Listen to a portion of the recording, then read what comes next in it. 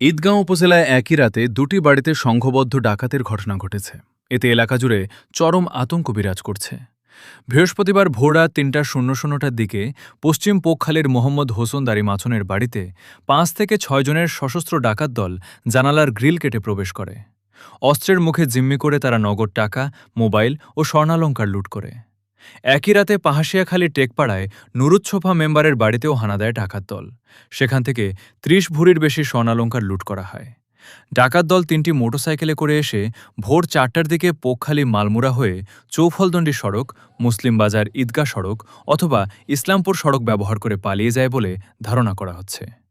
ভোর ৩টা থেকে ৪:৩০টার মধ্যে সংশ্লিষ্ট এলাকার কোনো বাসা বা দোকানের সিসিটিভি ফুটেজে সন্দেহভাজন মোটরসাইকেল আরোহীর সন্ধান পেলে তা আইনশৃঙ্খলা বাহিনী বা ভুক্তভোগী পরিবারকে জানানোর অনুরোধ করা হয়েছে।